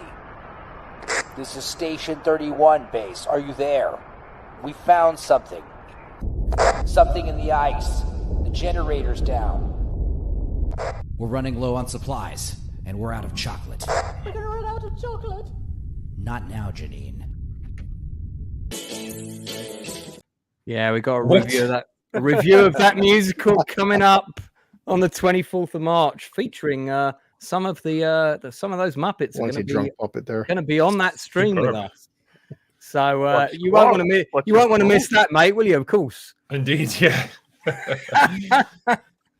Well, gentlemen, thank you for having me on tonight. Buddy. Take care, man. Catch you again later. Yeah, thanks a lot. Take care. See you, mate. We'll start to wrap up anyway. Because we're 20 minutes away from the 2-hour mark. So the fact you dragged it down to an hour and 40 for such a short, bad episode, it says a lot about you. Well, hey. So let's have final thoughts and prayers for next week's episode. Inside Man, your final thoughts on this episode and what you're hoping for. And anyone in the chat, you've got any final thoughts, or you want to give this episode a rating out of 10, put the number in there now, please. My prayers for next week's episode is that it's going to be about 4 hours long. Yeah. And we're going to see real kind of narrative, human stories, and I'm going to like the characters, but unfortunately I think that's I may as well be pissing in the wind, really. Okay. What's your final rating out of 10 for this episode? 1. Okay. Northern. It was like the equivalent of fitting Lizzo into a size 10 bikini. So crammed in with everything that doesn't fit. Yeah, that's an image that I can't get out of my head now. But okay. Sorry. Out of 10, bikinis aside, what would you give this episode? The storyline with the planning was pretty good, but I'll give it a 3, and that's just being bloody generous. That is. Blue. Okay. Again, Lance, as a straight white American male, I do want to apologize for my white privilege. And this episode is a 10 out of a 10. I totally love the Tuscany Airmen, and I have nothing bad to say about this episode because, unlike you all, I love my channel. So you stuck my ass. That definitely wasn't scripted. Dr. Evil, what's your take on it? Well, first of all, I hope I haven't entirely alienated Drinker or myself with the whole white guilt angle. I did. I mean, I'm listen. In terms of how this show has been approached and the content, I think everyone's entitled to make their points. And I thought it was shouldn't. You should be able to. That's what democracy is. You're allowed to say things. No, I thought it was pretty shit, to be honest. I thought it was like, a 3. It's crossed over into the realm of being, bordering on embarrassing. Almost like I'll say it again, a bit of a slap in the face, really. Just again, the first few episodes were good. They were good. Yeah, was it episode 2 that was largely an aerial battle? That was good. Yeah. I think episode 2 and 3 were both really strong, and there was a later one that was really good as well. Was it either 5 or 6? Was really strong. It's just like they're making a film about aerial combat, and they're like, "Oh, but remember, America used to be really, really racist." It's like, "Oh, come on, really?" Plus, we hate the Brits too. Apparently, yeah. British people did nothing in this war. It was all us. It used to be really racist, but we're not going to show any racism. We're just going to talk about it. Yeah. But also it was kind of we had those episodes that women, aren't they good? Yeah. What's funny is these social justice warriors always banging on about how people were racist in the past. Yet they make a program about the past, no racism, barely any racism. It's like it's very contradictory. Yeah. There's a quote I'd love to read from Ed Zwick's biography, which I highly recommend. Isn't it good, Inside Man? Wow. Oh, fantastic. Yeah. So this is the director of The Last Samurai and Glory, who, by the way, got 22 pages of notes from Matthew Broderick's mum on how the Glory script should be changed. That's just what you want, getting notes from your actor's mother. Man, damn that. Anyway, he talked about Blood Diamonds, and I'm trying to get the exact quote because it's really interesting about one of the things he would get asked whenever he did a press junket. Here we go. During the press junket, I was often asked about my political intentions to make the film, talking about Blood Diamond, which is, did have quite a strong social political message. Did I believe Hollywood movie could change things? This is a question I've often asked myself. The answer isn't simple. Films are necessarily reductionist. They take complex subjects and distill them, which often requires oversimplifying them. If you've done your job, the audience takes away a few potent images. In the case of Blood Diamond, let's say child soldiers holding AK-47s. And then further down, he says, my hope as a Hollywood filmmaker who at times has chosen to dramatize provocative subjects is to reach beyond the natural consistency for such subjects. I'm betting an 18-year-old will walk into a multiplex in pursuit of a good movie with some great actors, maybe even some action, and be surprised to find himself thinking deeper about something he might never have encountered otherwise. Maybe someday he'll watch a documentary about it, or, God help me, read a book. The old Hollywood adage about calling Western Union if you want to send a message has stuck with me for a reason. Audiences don't go to the movies to be lectured. If it feels like medicine or too worthy, they'll turn off. But I believe if a film is genuinely entertaining, if politics are an organic part of great story, rather than being grafted on with an obvious agenda, you've got a chance to draw them in and give them something extra in the bargain. I couldn't have put that better myself. That sums up exactly what I think, or how social messaging should be handled in films or TV shows of this nature. And of course, if you're doing Glory and it's about the 54th First Black Regiment in the American Civil War, and indeed technically the US Army, you're naturally going to be taking certain topics, racism and bigotry and slavery and all that stuff. You're going to be taking all that head on because that's part of the historical narrative. But what he's saying there is on aside from that, about just making a genuinely entertaining film. If you're going to try and put stuff in, this is how you do it. And he's bang on, 100%. But wasn't that so eloquently written, so eloquently put? It's amazing. Really well written. It's like I'm reading a separate timeline where I was a successful film director and I would have said all these things. Yeah, I absolutely agree with that sentiment. That's very well put. One of the things I would say is, you've got a film about sort of French Algerian war soldiers, or we've got a film about the First Black Regiment in the Civil War. I would question, where's the film about white slavery during the Ottoman Empire? Where's that film? Yeah. Seriously, no. Okay, where's the film about all the people that were abducted from the south coast of England and ended up in a sultan's palace in the Ottoman Empire? Oh, we're not going to make a film about that. Okay. What about the Vikings. I mean, we got turned into slaves by the Vikings. Well, we've had quite a lot about Vikings lately. There's the Vikings TV show covers some of that. The slave trade in North African Barbary states. Yeah. We're going to have a film about that. Oh no! Not. Okay, no, because that's not worthy, is it? Women Kings actually missed out on the chance to highlight their own. I know. Boy, how historically accurate the Woman King was, right? Slavery. I know. The French were the slavers. No, they weren't. They were against it. It was the Africans then who were the slavers of their own people.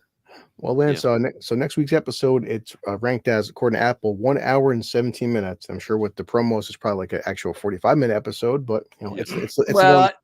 That would be just under an hour. So it's probably around 58 minutes running time, given how much time it's taking. By the way, anyone who's interested in Ed Zwick's book, and I can't recommend it more highly, I'm nearly at the end of it. It's a 9 out of 10 for me. I don't buy a lot of biographies, but I saw this one. Gail Ann Hurd actually recommended it, and well, you don't say no to Gail Ann Hurd, so I thought I'm going to get it, and he did direct 3 of my favorite films of all time. So, it's an amazing book. One of the things that's really great about it, Inside Man, those lists of 10. Yeah.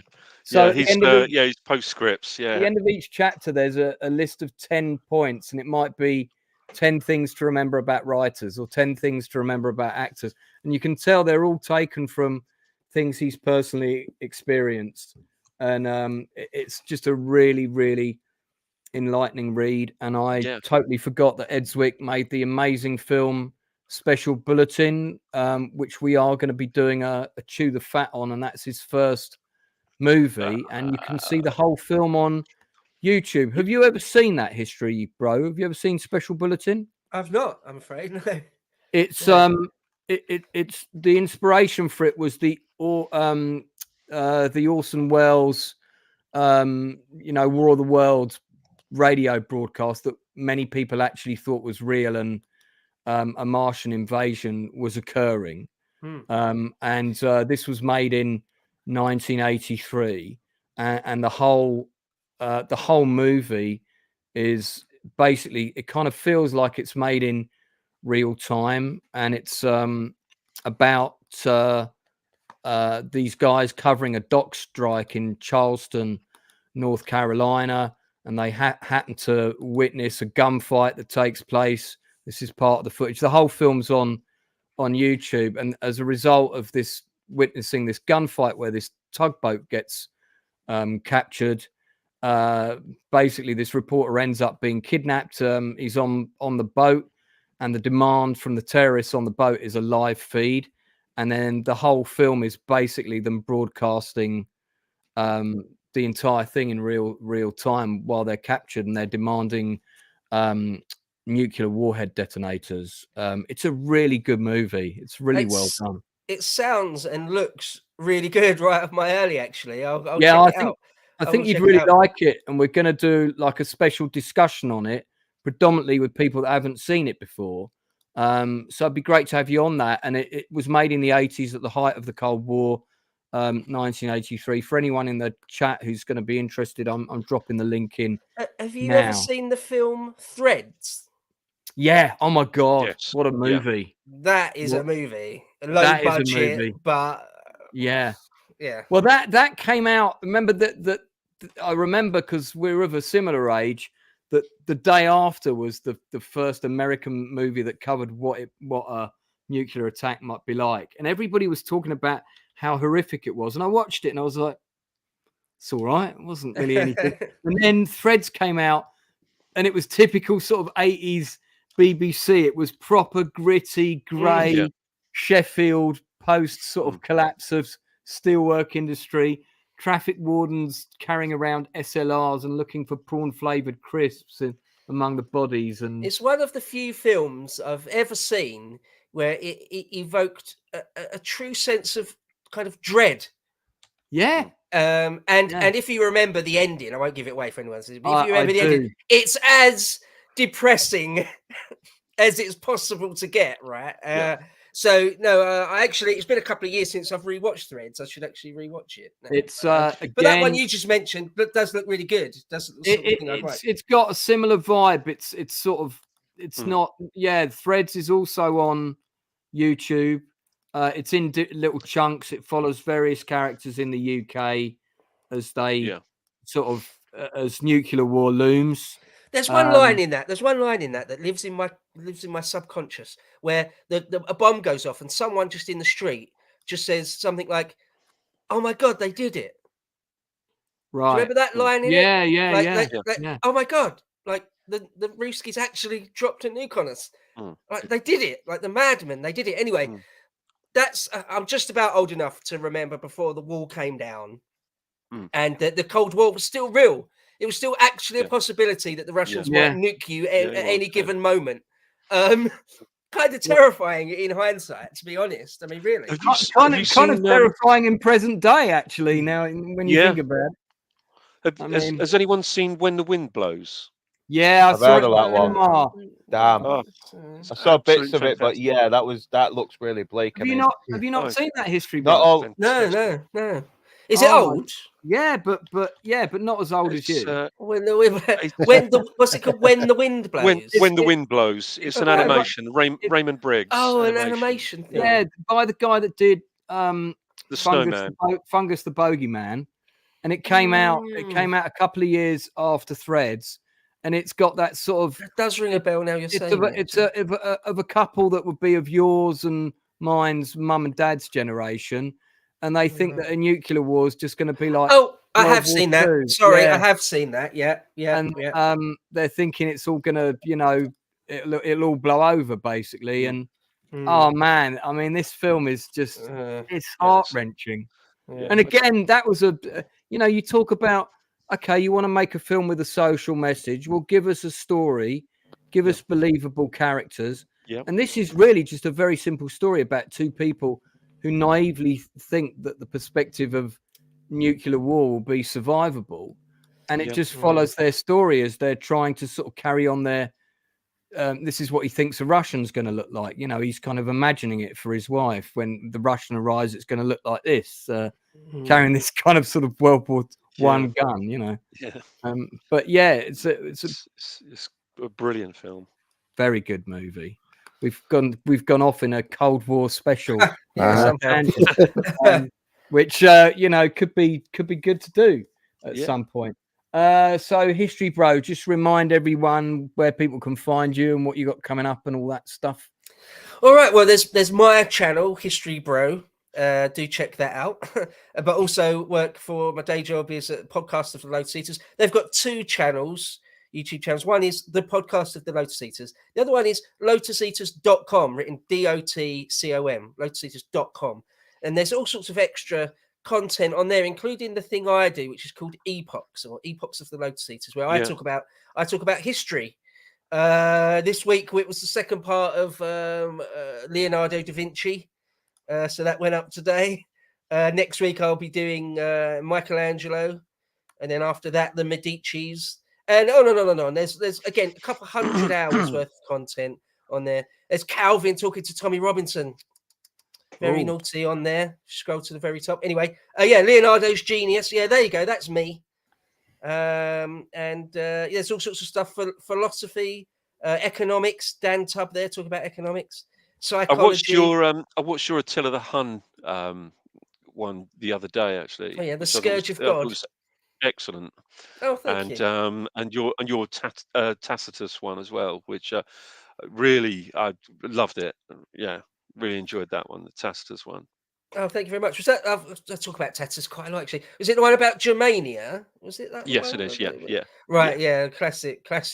Again, just to let people know, my first and foremost thing is ancient history, not politics, not TV or movie reviews or 20th century history. It's ancient history. The classical world is really my true forte. Anyway, I've blathered on enough about me. No. But thanks for giving me the opportunity, though, Lance. No, not at all. And don't let the armchair and British flag make you think that the History Bro is coming from the headquarters of Britain First. He's not. I did ask people in the chat to give me their ratings of this episode out of 10 as well. So if you haven't done so, still over 60 people watching. Give us a number, pop it in the chat. BluCollarLoser, what you got coming up? Let's see. Tomorrow, Tuesday, if you want to hop on with us, we're going to watch State of Grace, which another film where I never heard of it, and apparently it was pretty good. So my first time watching State of Grace. And then this guy doesn't believe you with your rating, just to say. It's totally genuine, not scripted. State of Grace is an excellent film. Yeah, you're going to be back on with me on Tuesday night for the Nielsen ratings, our normal show. Yeah. We've got a lot to talk about this week because there's been The Gentleman, the Guy Ritchie show has dropped. History Bro, I recommend. Oh yes, really good fun. Yes, good show. Really, I mean, look at the quality of the writing in that compared to Masters of the Air, and it's a Guy Ritchie produced show, And Lance, Wednesday we have to do Shogun. Yeah, we're doing Shogun every Wednesday at we're doing it at 10 at the moment, aren't we? We're doing it at 10 p.m. Yeah, so which quite late. Have you watched any of Shogun yet, History Bro? No, sorry, have not. I'm afraid. Sorry, mate. You gotta check it out. Someone said just super quick. Someone said in the chat they were worried it was going to go the same way as this. It sort of started off really good. I hope it's starting to slip into sort of agenda territory. Anyway, they're giving the women a bit more to do. But I'm told that they're still staying pretty faithful to the book. So at the minute, even episode 3 for me was still a 9 out of 10. I'm liking it so far. Wow, okay. But we're 3 episodes in. The quality's pretty consistent. Blibbity Blop had a great uncle on the Ark Royal. I remember the episode of Blue Peter about that when they were carving it up. Okay, well, no one's given it a rating of higher than 4 out of 10. I didn't give my rating. It'll be 3 out of 10. Northern, what you got coming up? Anything else? Well, I think after watching Damsel on Netflix, I might review that, and I think I might be doing what was it, Blue? Oh, you said you wanted to watch Terminator 2 this week. Yeah, I wanted to do that because I was supposed to have a guest on this week, but because of work schedules, I had to sort of move it along. So I'm clear for the week. So at short notice, I'm going to do Terminator 2 with you, Blue, Toxic, and Enzo if he wants to pop on and heard back from him yet. See, I never get invited to these things. So I invite you. But it's certain notice, Lance. Is it at 4 a.m. or something? No, 11 o'clock on Friday night if you can make it. I'll send a link for if you want. I might. Yeah, send me one. I might be a bit Yeah. late, but I might be able to get on Yeah. that. I might be. Yeah, Lance, I'm always available to you and History and Inside Man. It's funny, Northern English. Yeah. He's getting more subs, and also he keeps skipping out on Tuesdays for some reason. I don't know why. Yeah, it's I'm Yeah. on a console on Tuesday, so yeah, I won't be able to make it. Inside Man, you know what? I might even send you the link. Make it a nice big panel or HistoryBro if you got the Yeah, that'd be time, nice. whatever. Yeah. Inside make it Man, nice. do you want thank to? you. Inside Man, Yeah. do you want to plug anything before you go? No, only have a nice range of grass skirts coming out next week. And Very good. yeah, no, no. All right. Well, I'm doing the Scanners stream with Northern Good on for the that. 22nd, which I'm really Yeah, looking should be a forward good to. laugh. And I've still working on my my videos ready for launch. But of course, sort of encountering a few little minor issues. But I am planning on doing a big video on Masters of the Air. I'm going to take the whole thing apart, and that's going to be the big video I'm going to do this year. I mean, I may do more than one, obviously, but I don't do a lot of videos. But I really want to do a big video about Masters of the Air, and it's because I care about it, not because I want to bitch about it particularly. You know, and I want to go through every criticism we've brought up and just address these things, you know, as constructively as I can. All right, well, it just remains for me to thank my guests, including Drinker who's skedaddled, HistoryBro, BluCollarLoser, Northern English Bastard, and the Inside Man, aka Retropolis Now. Don't forget to like and subscribe to all their various channels and content. And this one, of course, will be back on Tuesday at 10, back on Wednesday for Shogun. And then there's also a watch party discussion, Chew the Fat, whichever one it is. I think this Saturday coming, we're doing American History X, if I remember rightly. Oh, that's a film. Yeah, that is a film. That is a film. HistoryBro's got loads to say about that one. But we will have to save that for another time because that's us out of here.